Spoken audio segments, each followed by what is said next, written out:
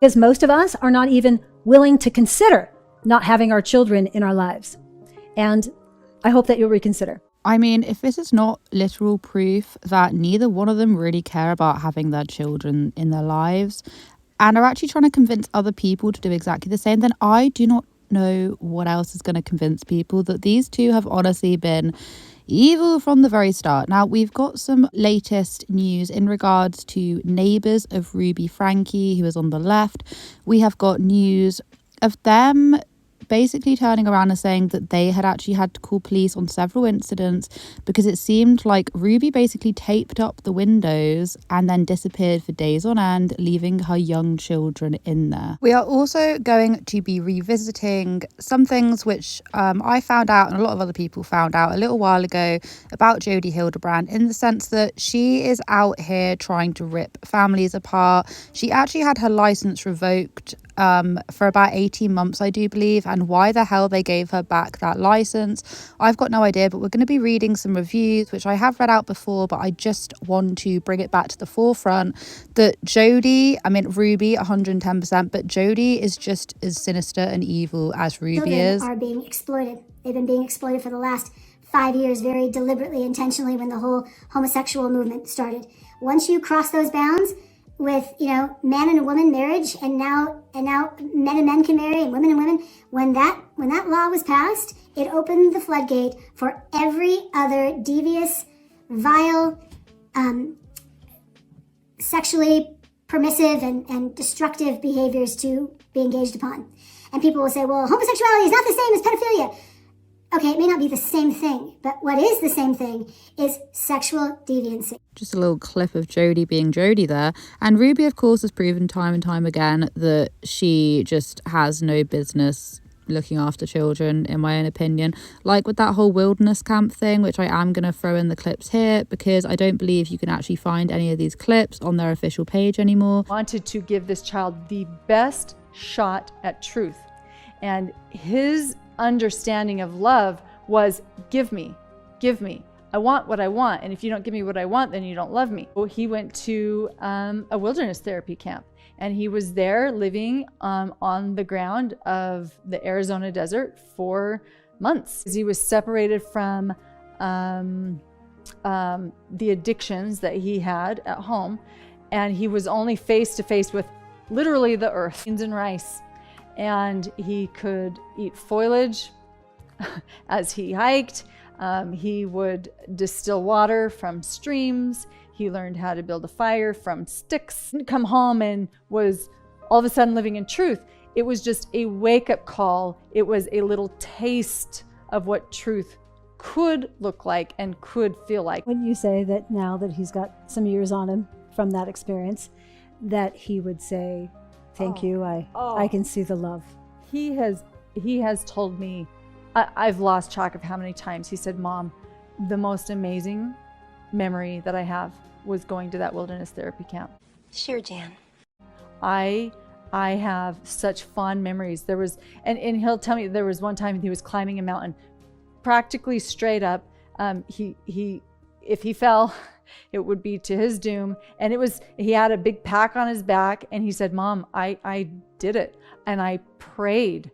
I gained a relationship with God. I'm telling you, you could not pay me enough money to send even someone I didn't like to a wilderness camp. I've read things about them. You hear like second-hand experiences. Obviously, someone's told you this information that's coming out about some of these camps, and they are absolutely god-awful. There is categorically no way that her son, I'm pretty sure it was Chad at the time, is thanking her for this experience of literally nearly dying, falling off of a mountain or whatever. There's just no way. So the actual place where this took place, where the child was able to free himself and leave the confinements of Jody Hildebrandt's house, that was Jody's home. But apparently this kind of thing was actually occurring over in Ruby Franke's house, whereby you had children who supposedly were left for days without the supervision of an adult. I'm assuming it is the same to really young children. And according to this newspaper article, neighbours have been trying to intervene for a little while. An Ivins, Utah resident who lives nearby the family and asked not to be named for privacy tells Rolling Stone that he and other neighbours have called the police on Franke multiple times out of concern for the children, and notes there were weeks at a time where the children appeared to be left home without an adult present. And the thing is, this would kind of link up to the fact that where was she going? Was she going to Jody's? One can only speculate. So shocked that nothing could have been done about this sooner. Were they being tied and left there for that time? It then goes on to say, in early 2022, it started getting weird, the neighbour tells Rolling Stone. People were concerned because Ruby completely stopped her YouTube stuff, and then it just kind of turned dark. She taped up paper over all of her windows. She would disappear for weeks at a time, and there's always little kids just left alone in this house. Franke and her husband Kevin Franke did not respond to Rolling Stone's request for comment. And the thing is that where the hell was Kevin during this time period? Why did he not realise that his wife was just literally going away? And if you have a little look at obviously the police reports and things, it says that the kids were found in Hildebrandt's residence, but Ruby had to go out of town for something. It seems to me like they've now been starting to hide the kids away in Jody's house, but prior to that she was literally just leaving her kids alone, just leaving them alone. This has been going on for a little while, and if neighbours were complaining about it, that she's just taping up her windows, she stopped YouTube because she wanted to pursue her connections. And the connections is basically just her and Jody. So whilst they were running this little cult-like thing, her kids were basically just left. And I'm pretty sure she turned and took them out of school and started to homeschool them, but I doubt she was even doing that. How can they sit there on camera, judging other parents, preaching about doing the right thing when they're doing this to their own children? It's just absolutely remarkable how this was able to go on for so long. The article then ends with saying the cops were called, several times. They would come and they'd knock on the door and nobody would open up, the neighbour adds. In my head, I'm assuming that either the kids were left there because they said that, it seems like the kids were there because, I don't know. If you think that there are kids in the house, I'm not sure why cops wouldn't intervene if kids have been left. Like, isn't that a surefire neglect if you know that really young kids are in a house? It's confusing to me. It's like you guys like what you're getting from us and we're saying, hey, can you please help?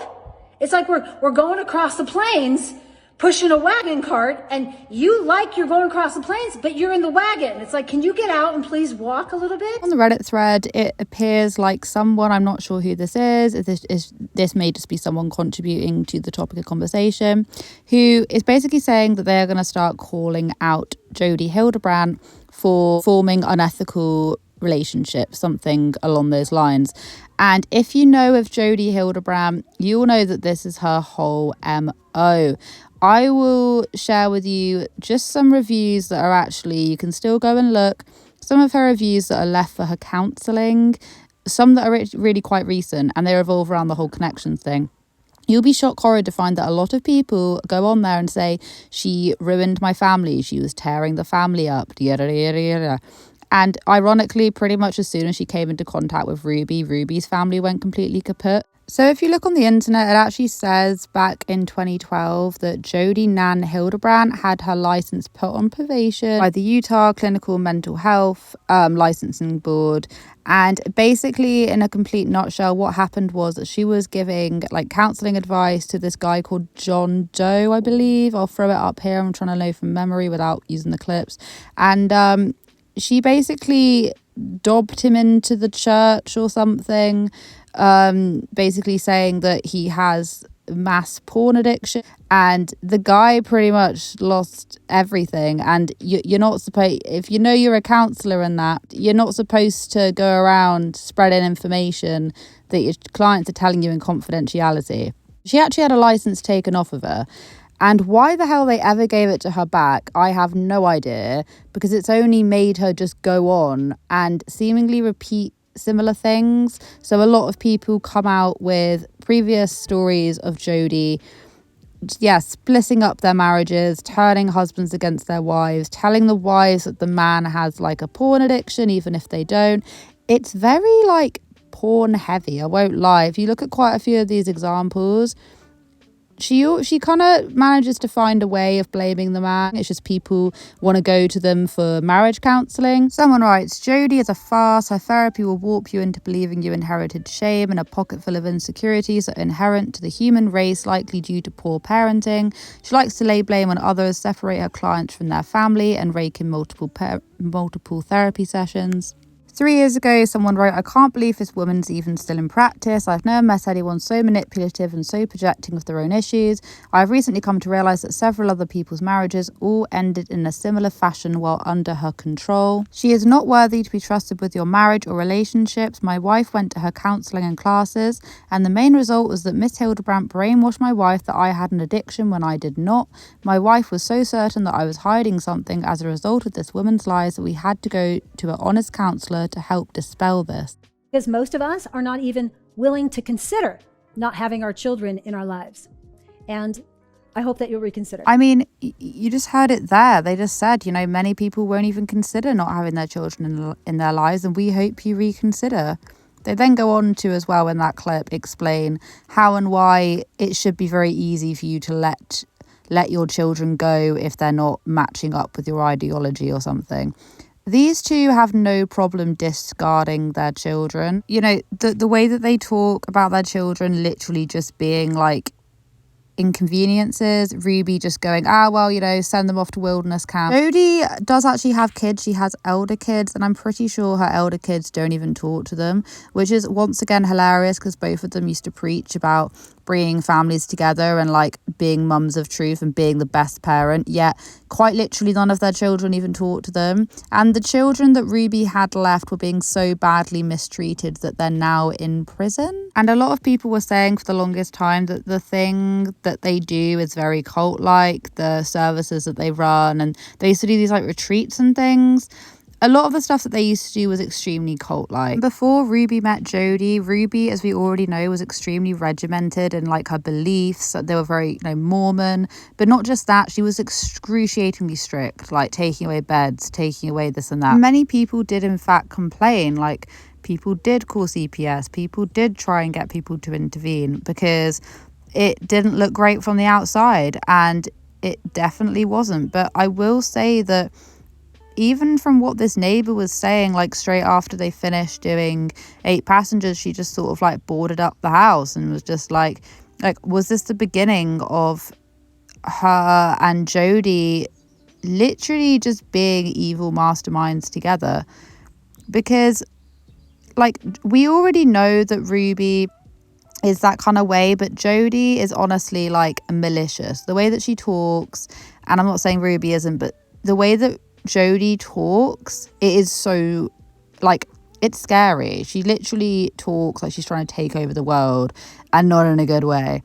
Okay, some of the stuff she says is just borderline like psychopathic. It honestly is. And people always say, they're like, are they together? Are they both like, are they a couple? And that's a thing that's been going around on the Reddit thread for quite a while. Like, they're too touchy-feely and Ruby looks really uncomfortable by it. Like, there's been quite a few circumstances where that has actually been the case. But the thing is that both of them are so dead against homosexuality. They literally, they think it's like a mortal sin kind of thing. So I don't even know. But they do kind of look like that might be the case. It's just very confusing. And the fact that I used to say, and a lot of people used to say, it feels very cult-like, but then you don't want to throw around that term very lightly. But the thing is that they were literally like sacrificing their own children. So it kind of feels like it is. Like they got completely possessed and warped up in whatever the hell they were doing.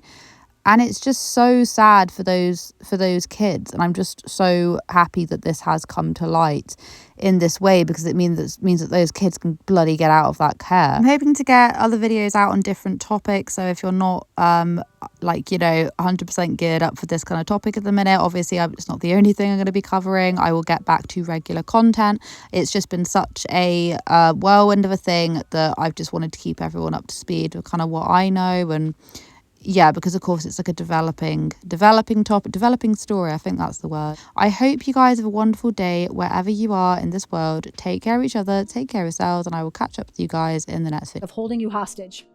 If you don't, then I'm gonna. And if I do this and you don't do that, then here's what's gonna happen. And that is just nasty aggression. There's no love in that. No, that's a transaction. And the people who go into those transactions are people who are desiring approval. They're desiring a place of I say acceptance, but that's not really acceptance. It's this faux